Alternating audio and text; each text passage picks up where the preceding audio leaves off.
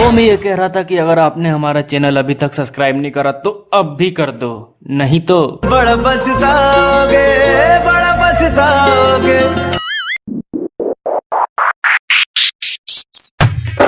हमारा से नाता तोरी गेलै हो की कहियो जान हमर छोड़ गेलै हो मुन्ना जान हमर छोड़ गेलै बजा की कहियो जान हमर छोड़ गेलै हो। रूपम रिकॉर्डिंग स्टूडियो जीवा चौक मधुबनी।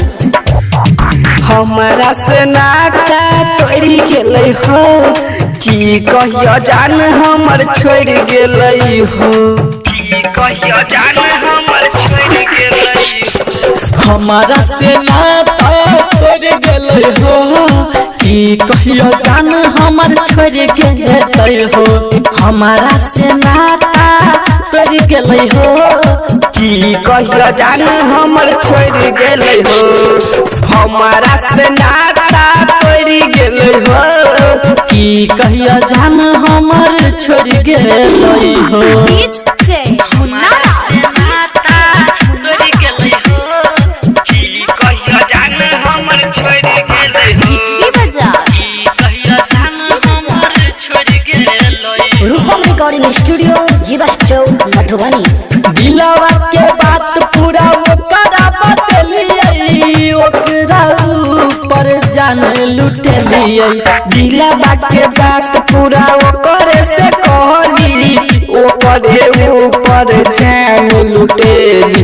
निहिया के नाता तोड़ गेलै हो हमारा से मुहवा मर गेलै हो कि कहिया जान हमर छोड़ गेलै हो। हमारा से नाता तोड़ गेलै हो कि कहिया जान हमर छोड़ गेलै हो। हमारा से नाता तोड़ गेलै हो की कहियो जान हमर छोड़ गेलै हो की कहियो जान हमर छोड़ गेलै हो। मिक्स बाय रूपम सिंह। कि कहिया जहाँ कबू बेवफा सनम हमके लभर बना लेलकै राज रूपम के। हमहु ने याद करब बेवफा सनम के, लभर बना लेलक राज रूपम के। राजा के दिल झका झोर गेलै हो अभिषेक के दिल झक छोड़ गेलै हो की कहियो जान हमर छोड़ गेलै हो।